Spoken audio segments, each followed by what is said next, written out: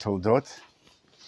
We see in the parasha that it describes the famine that was the time of Yitzchak that almost caused him to leave Eretz Yisrael. You have the verses in front of you from Breshit 26, 1-3. There was a famine in the land, aside from the previous famine that occurred in the days of Abraham. The Torah describes, it's not the first, it describes there was one, the time of Abraham, a famine also. And Isaac went to Avimelech, the king of Plishtim, in Gerar. The Lord appeared to him and said, don't go down to Egypt. Thinking of leaving, don't go down. Stay in the land which I will tell you. Reside in this land, and I will be with you and bless you. For to you and your offspring I'll give all these lands, fulfilling the oath that I swore to your father Abraham. The question is, why is there this, the Torah linked the famine at the time of Abraham to, or the famine now, at the time of Yitzchak, to that which is the time of Abraham? What do you have to mention it? What's the point of, there was a previous famine, also the time of Abraham. So the Ramban, you see in line number 10, besides the first famine that was in the days of Abraham, the Ramban says, perhaps there was no famine in the world until the days of Abraham. This is why Scripture accounts from it. In other words, this is the first time in history there was such a famine. It's like it's a reference point. The famine now we're having today, wow, that's like the time, remember the famous one, the first one that ever took place in history, the time of Abraham. For otherwise, what is the need to mention it? But that's not so simple, because again, what is that, so what? There was a famine before, even the first famine. What do you have to mention it for? What's so important? So the Ramban feels that, and you see that he gives another explanation in line number 13. In my opinion, the correct reason why Scripture mentions it, this famine at the time of Abraham, you see line number 14, is to tell us that people remembered the first famine, mentioning that on account of it, Abraham went down to Egypt, and there God did him great honor, right? Because of the miracle that took place there when Paro took Sarah, and Abraham ultimately became great and famous because of all that. So the Ramban emphasizes here, and it was for this reason that Yitzchak wanted to go in his father's footsteps.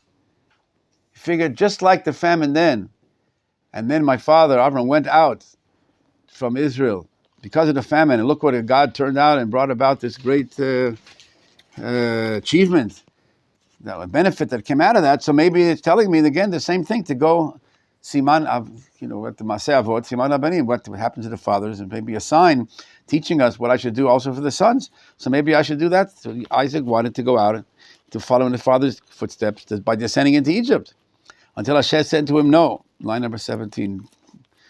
God said explicitly, no, you're not like him. Go not down to Egypt. And we'll go back to the reason later.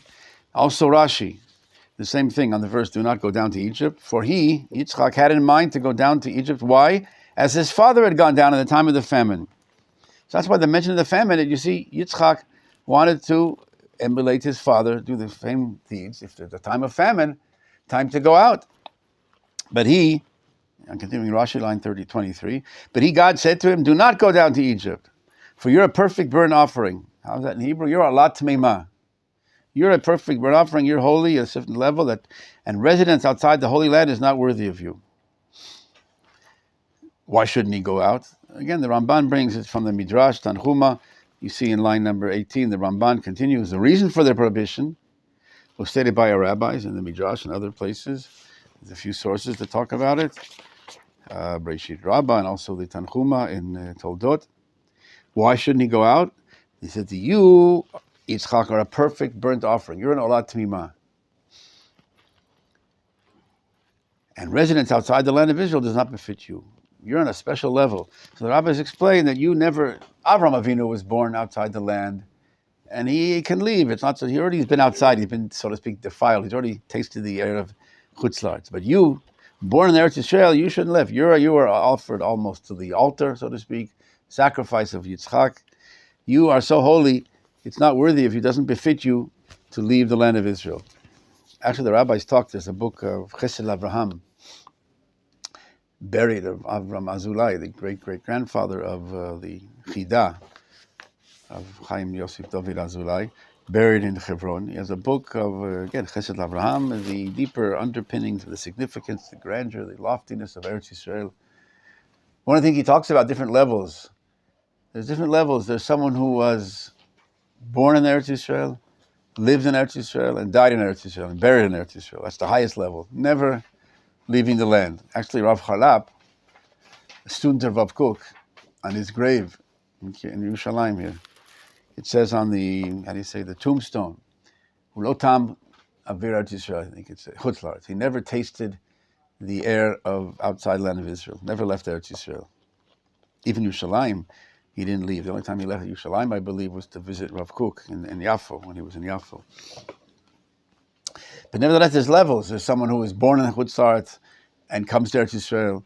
There's different levels. The highest level is the purity of never leaving. And later, those that came, or those that were here and left and came back, or the levels and levels of closest proximity to Hashem, this highest level. Yitzchak, who was a perfect burnt offering, resident outside the land does not befit you. You belong in Eretz Yisrael. So he, in spite of the famine, was told not to leave Eretz Yisrael.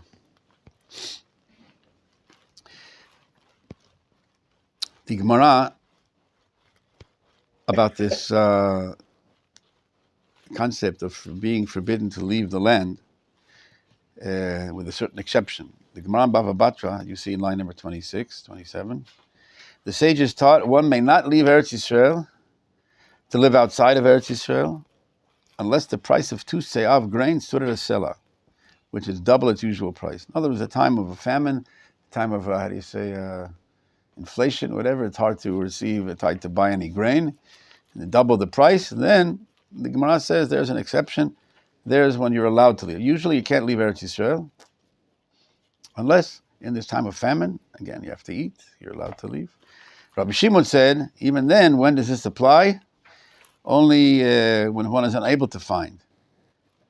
Then you can go. But if you can find, if you have enough money and you can find products to buy, even if it's priced to double the price, whatever, you're not allowed to leave. The next sheet, you have in line number 434, continues. And Rav Shimon ben Yochai, right, Rashbi, the author of the Zohar, whatever, Rav Shimon ben Yochai says, who reveals to us the deeper understandings of Torah and realizes he said how the understanding of what is Eretz Yisrael. He says, Elimelech and his sons Machlon and Kilion, right, in the book of Shoftim, of Ruth, right, the Elimelech and Machlon and Kilion, they were members of their generation, the prominent members, they were the leaders. He says, members of, and they were leaders of their generation. And for why were they cut? Why were they punished? Why were they killed? They were punished because they left Eretz Yisrael to go outside of Israel. But it's a time of famine. They left, right? It says they were a time of famine. And they left. But you see here how severe it is. We'll see what the Rambam writes. That they were punished for that, the Gemara says, because they left Eretz Yisrael, even in spite of the fact of the time of famine, when legally, halakhically, in other words, the principle that you're allowed to.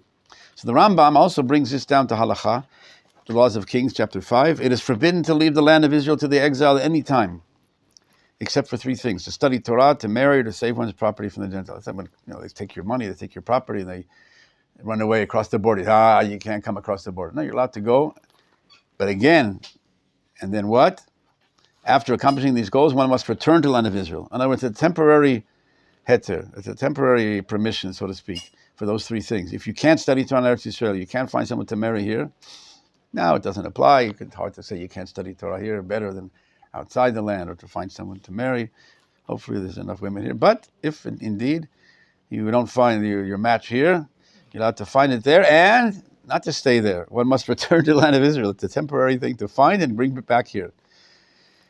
Line number 44. However, it is forbidden to, this is all the Rambam, Maimonides. It is forbidden to dwell permanently in the exile unless there is a severe famine in the land of Israel. Again, if there's a severe famine, it's forbidden to live outside. But if there's a famine so severe that a measure of wheat is sold for 2 measures of silver, and even then, although this is permitted, it is not the quality of piety, not a midat chasidut, not an honorable measure. For Machlon and Kilion, again from the Gemara in Bava Batra, for Machlon and Kilion were 2 great men of their generation. And they left only because of great difficulty. There's a famine. What do you want? Yet they were still divinely punished for this decision. Even though technically it's allowed. But it's not Hasidut. It's better not to leave. And the leaders, they're supposed to be an example. They're supposed to set an example to show the ideal, the goal, even in time of a famine. And they were punished for that. But getting back to Yitzchak. We've said in line number 4 and 5 on the top, remember back to the verse. It says, the Lord came to him, appeared to Yitzchak and said, don't go down to Egypt. Stay in the land which I tell you. Shchon ba'aretz. The Hebrew, I should have written that down. Shchon ba'aretz. What's Shchon ba'aretz? So with that, there's it doesn't just say, don't go down to Egypt. Don't leave Israel. But rather the positive. It says Shchon, to live in Israel. What does that mean? So Chazal give two explanations. You see in the Breshit Rabbah, line number 51. Make a dwelling in the land of Israel. That's the verse. Shchon, like live in the land. What does that mean? Two explanations. Be a planter, be a sower, be one who plants. Havi zorea, havi notea. In other words, you should plant the land, agriculture. Physical planting, agriculture in Eretz Yisrael. And the other explanation, you should cause the divine presence to dwell. What's that? How did they get that from the verse? The verse in Hebrew, it's shachenet hashchina ba'aretz. Bring the shechina, right? Shchon ba'aretz. That's the verse. Shchon. What is shchon? Shchon means to build a neighborhood. Make a shchuna. In English, it's not so... actually, it's here. Make a dwelling. Make a dwelling is a shchuna, like from the word of shachon. But the second thing, the second commentary says not a physical development, not the physical building a city, planting and sowing and reaping in the land, but rather from the word shechina. Shachon is hinting at cause the shechina to dwell. So the second explanation is clear. Yitzchak is a holy, we said he's holy, he shouldn't be in Chutz La'aretz. He should bring the Shekhinah to Eretz Yisrael, spirituality, holiness. So what's this first commentary? That you should build a neighborhood, a Shechunah. Like the word Shachen is a neighbor, right? Shechunah, you build a neighborhood, build and plant and sow, but that's physical, that's material, that's all a very, agriculture, that's physical development. What's that got to do with the holiness of Eretz Yisrael? Being holy, don't leave the land, you should build a neighborhood in Eretz Yisrael. So Rav Druckmann Zatzal explains that the two are not separate explanations, but actually two sides of the same coin. Explaining how one does it. How do you bring the Shekhinah? By making a dwelling in the land of Israel. In other words, make a neighborhood, plant in Eretz Yisrael, for by doing so, you cause the Shekhinah to dwell in the land.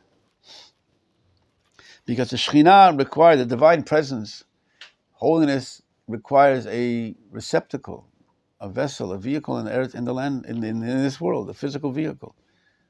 We don't see the Neshama, the spiritual, the divine content. The divine presence, to make it revealed in this world, it requires a building. You build the land in Eretz Yisrael, you're building a neighborhood in Eretz Yisrael, planting and sowing. That is what causes the Shekhinah to come to the land.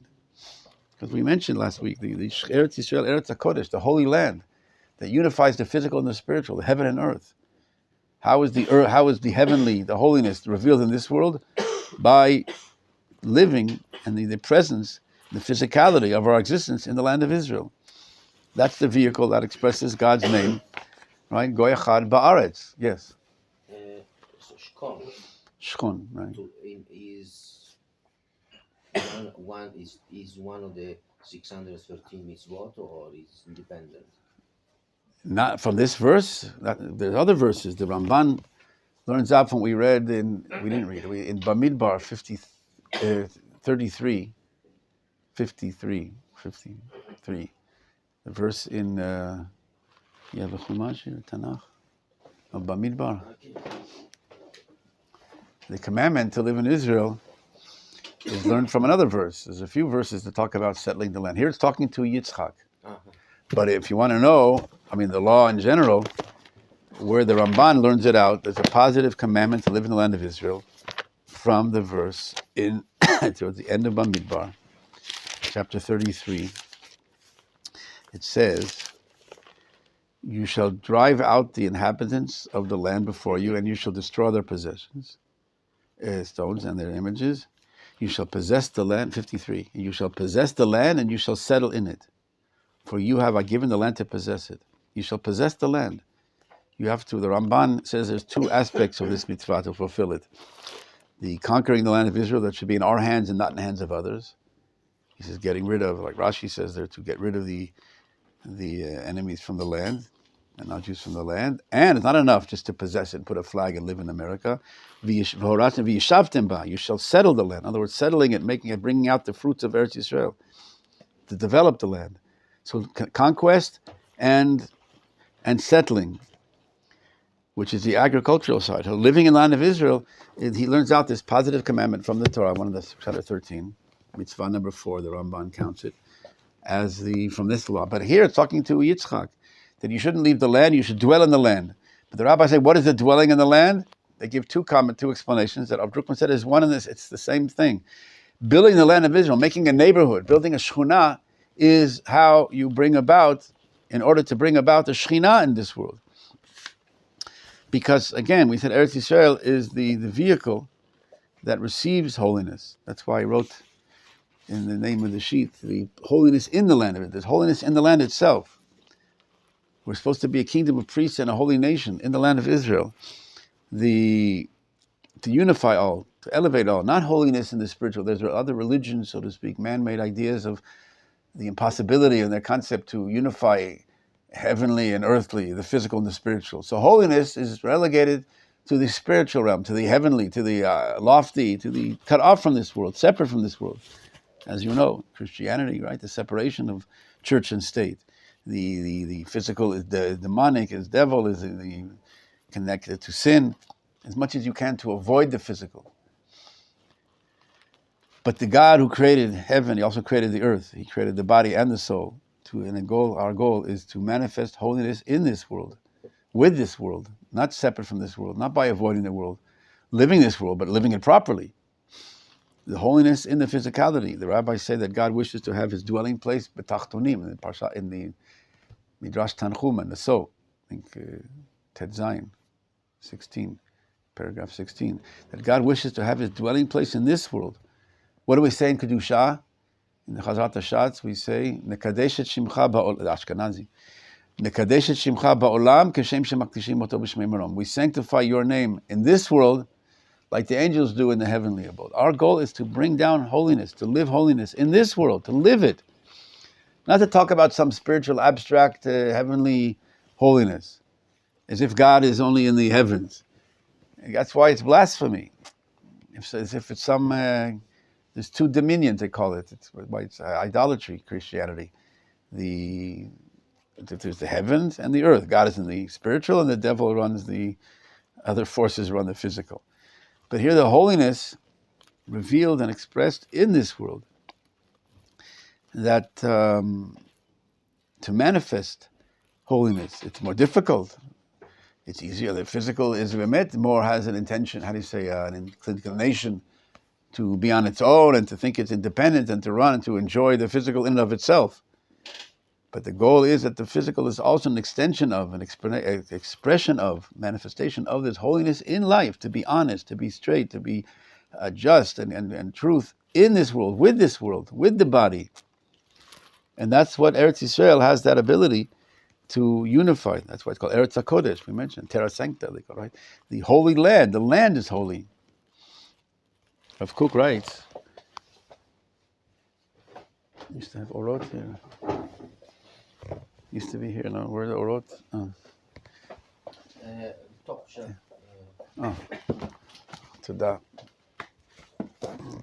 That there's holiness that is, so to speak, against nature, against the body, is separate. It's like I said, to reach holiness, you have to leave your worldly affairs and to be aesthetic and to be spiritual and lofty pursuits. You have to avoid, again, the physical. As if holiness is against, is outside of, is separate from the physical. And that's indeed how it is outside the land of Israel. There, it's not so conducive outside the land to unify holiness, to live holiness in this world. But the ideal is in Eretz Yisrael, where the holiness resides. That's why I put the title again, in the land. Rav Kook writes in chapter 28 in Orot, the Orot HaTchiyah, Lights of Renaissance. I'll just read you the English here that's translated by Betzalel Naor. The sanctity of nature, the holiness in nature itself, is the sanctity of the land of Israel. And the Shekhinah that was exiled from Israel, with Israel, exiled from the land, is the ability to right, in exile, outside the land. It's at the Shekhinah, the Gemara Megillah 29, says that wherever the Jews were exiled, the Shekhinah goes with us. There's an aspect of the divine that is dragged in the mud with us, outside the land, can't reveal itself. The rabbis distinguish between the revealed Shekhinah, the revealed divine presence, prophecy, etc. That's only in the land of Israel.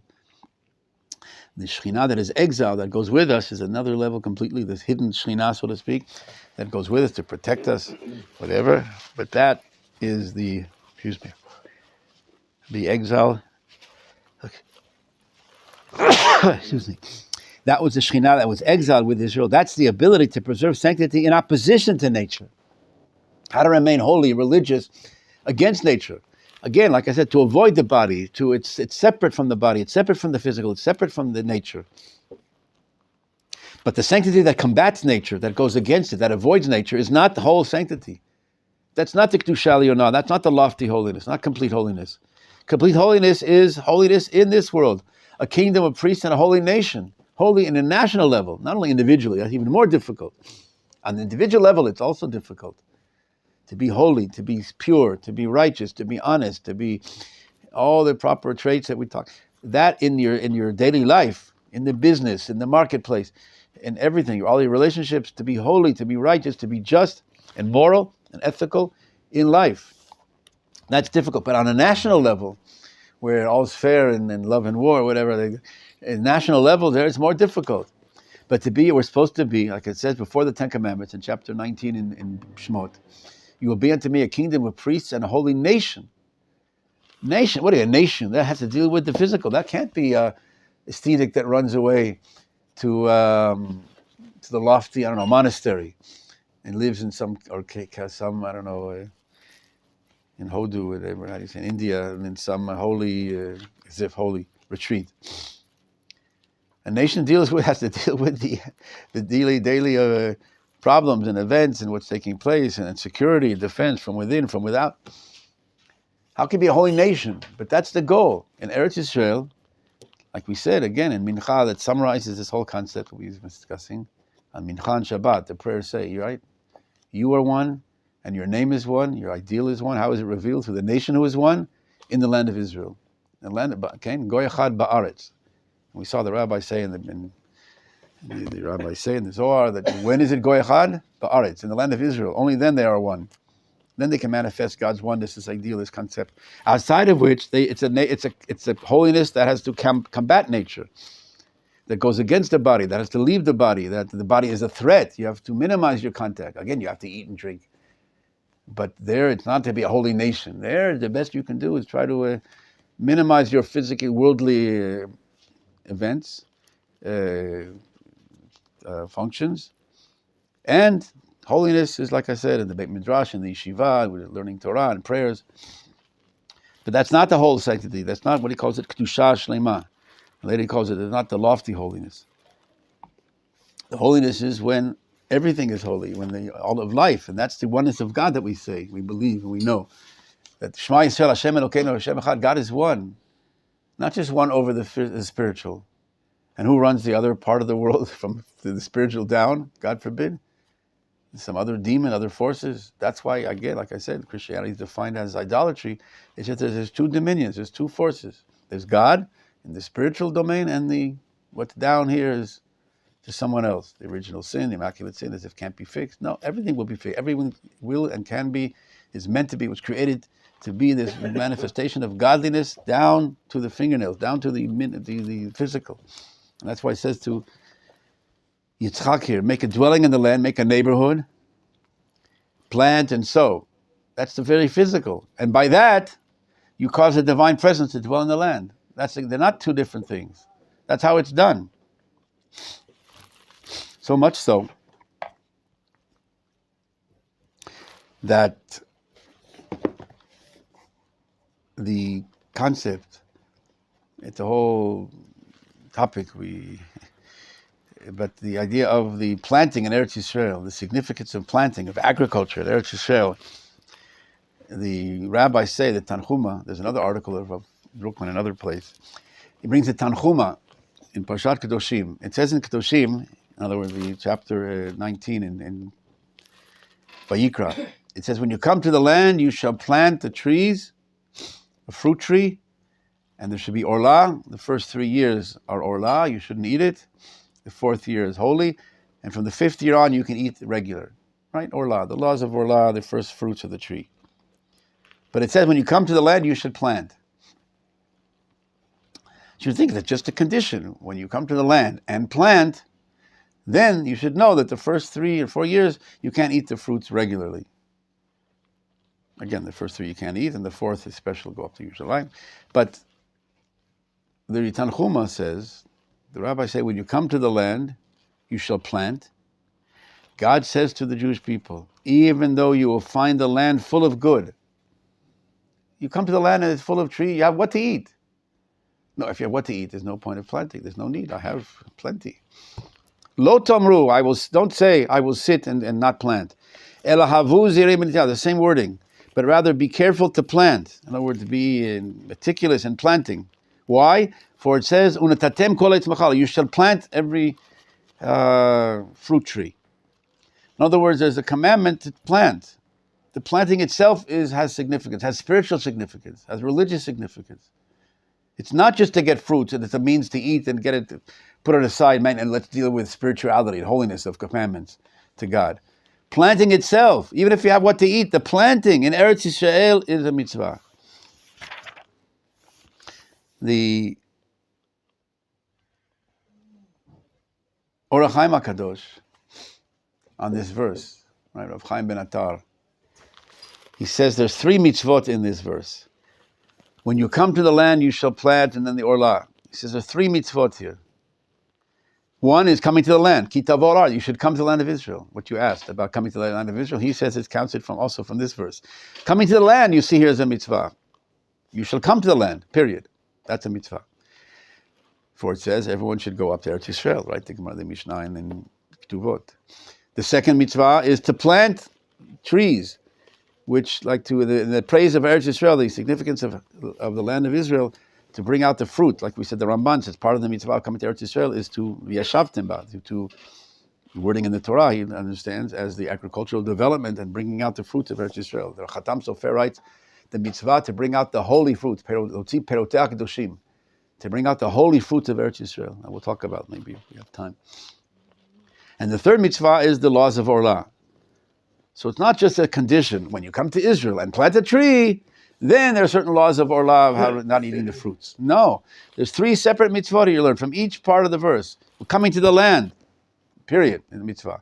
Planting in Eretz Yisrael, it's a mitzvah. The laws of Orlah, the third mitzvah. The Rav Druckmann brings down from the Avot Rabbi Natan, it says if you were planting, you're about to plant a tree. You have a sapling in your hand, you're about to plant. And they say to you, Harei Mashiach, the Mashiach came. The Mashiach is here. Right? It goes, says, go finish planting, and then go accept receive the Mashiach. This is written by Rabbi Yochanan ben Zakkai said this. Rabbi Yochanan ben Zakkai was right, talking about the building of the Beit HaMikdash, Yibaneh Beit HaMikdash, all the laws of remembering the Mikdash. Here you think the Mashiach comes, here it's finally the finalization of history, the ultimate conclusion, the culmination. The Mashiach is here, drop everything. No, first plant. Rabbi Druckmann says again, it's not 2 separate things. Planting is what facilitates the bringing of the Mashiach. That's part of the Messianic process, the planting in Eretz Yisrael. So much so that the rabbis say that it's, how do you connect to Hashem? Rabbi saying in a few places, how do we cleave to Hashem? By emulating Hashem, to do what He does. Walk in His ways. You should walk in His ways. So different things. The rabbis say, just like He is merciful, you should be merciful. Just like He does good and other things, you should also do good. But there's another additional thing in the Vayikra Rabbah. You have here the translation, but I'll read it to you from here. Later, when I have time to see all the books inside, but you have the Vayikra Rabbah. You can look it up in section, the Midrash, right? Vayikra Rabbah on section 22, paragraph 3.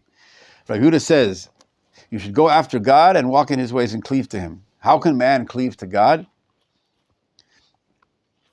So it says, just like the beginning of creation, God dealt only with matat tchila. The first thing God did was planting. For it says, Vayita Hashem Elokim gan be'Eden, that God planted a garden in Eden. Right? Gan Eden, right? The paradise. But He planted a gan in Eden. There's two separate things. There's Eden, there's a gan, and the river that comes from there. It's up top. But He planted. The first thing God did was to plant this garden.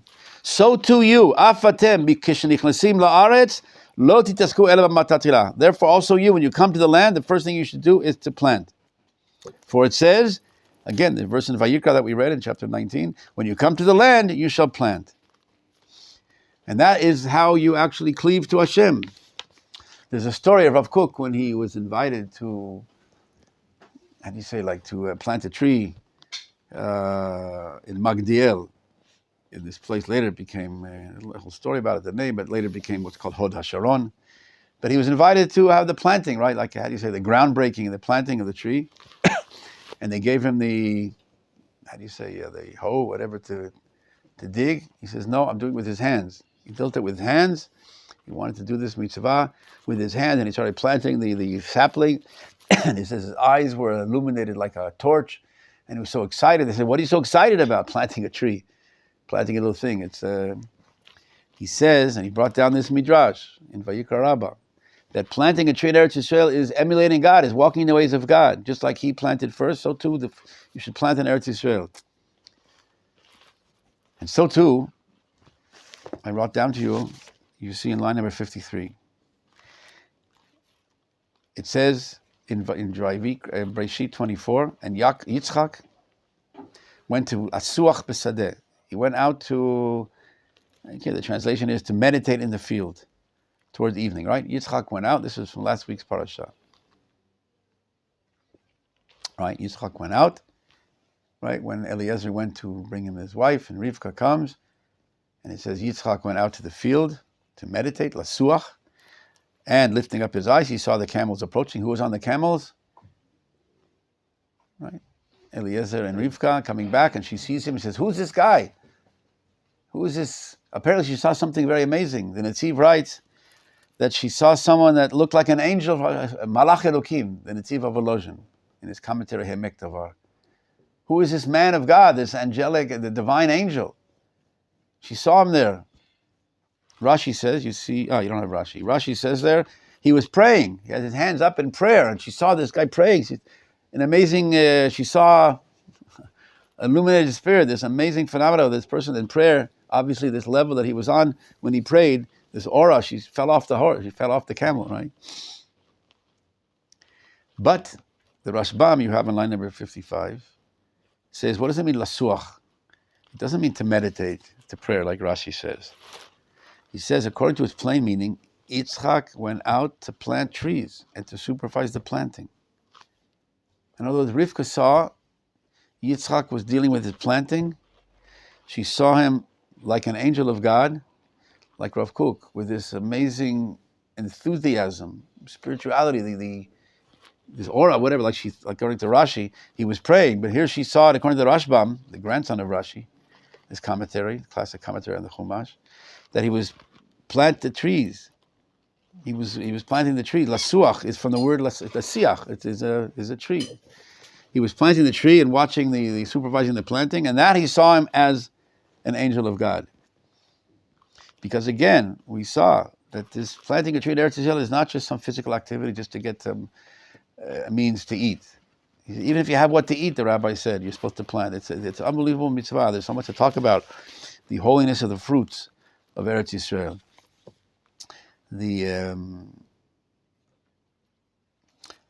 rabbis ask of why it says the man stopped when they came to Eretz Yisrael.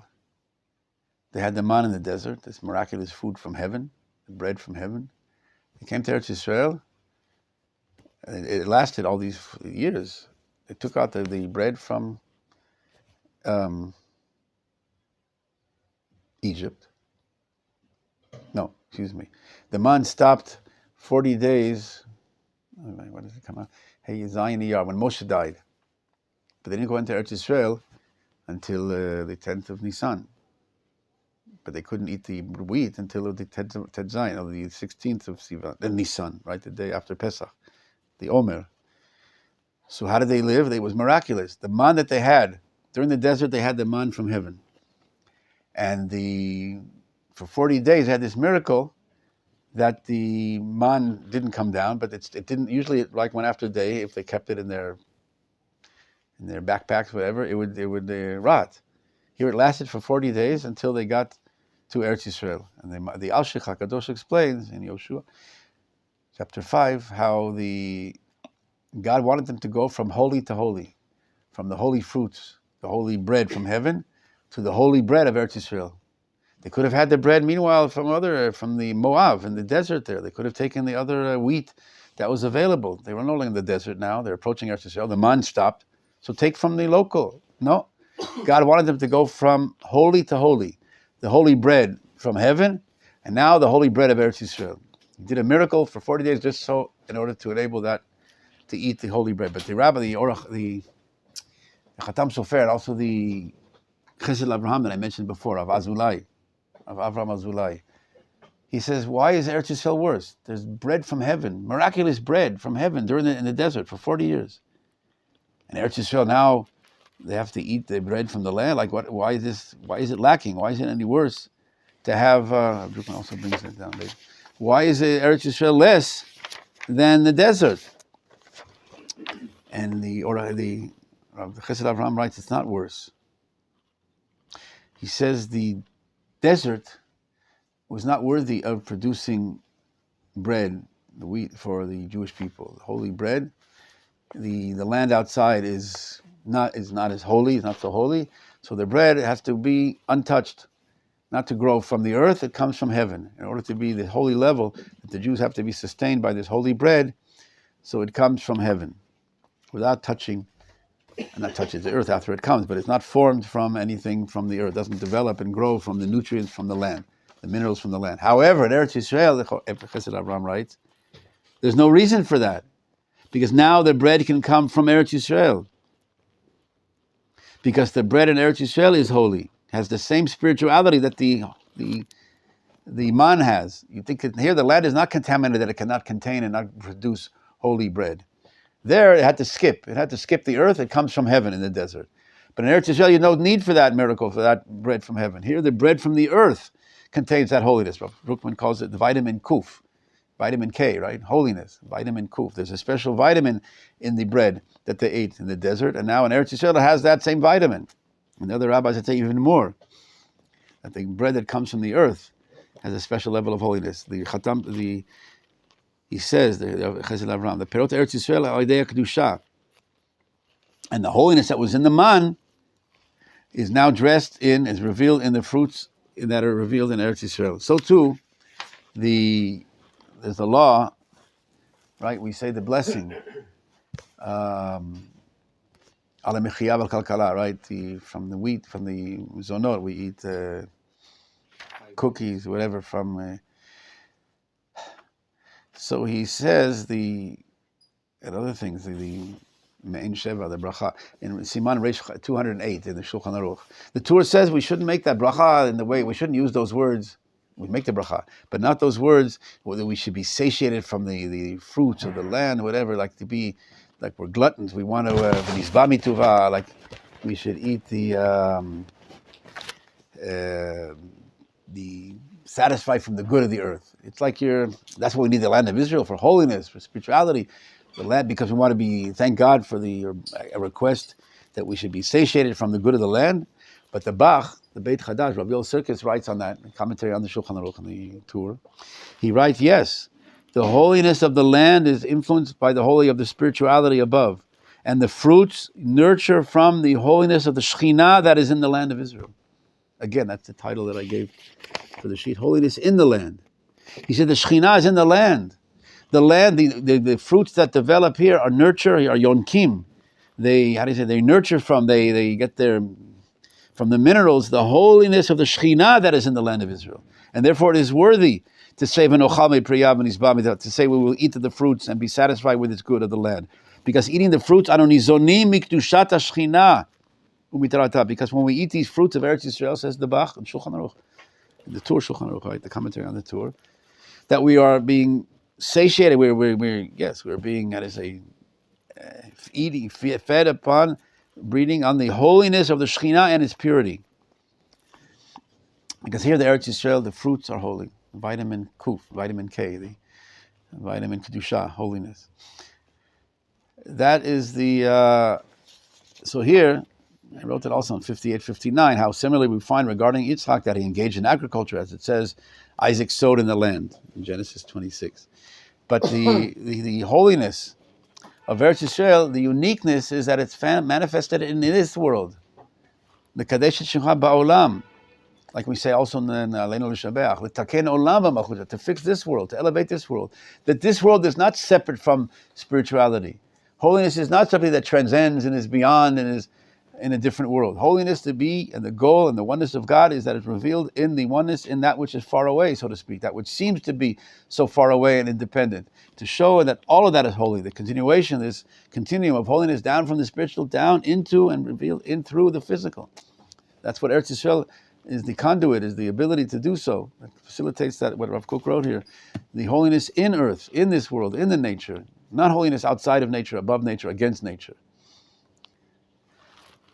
That is our goal, and that is what, it's not so easy. It's easy to talk about it, but holiness in our lives, in all that we do, the morality, the goodness, the proper behavior in all of our doings, and the business dealings, and all of that, to reveal holiness in life. We mentioned how in the verse in Zechariah chapter 14, the same place that we end every prayer of Aleinu L'Shabeach, every day we end with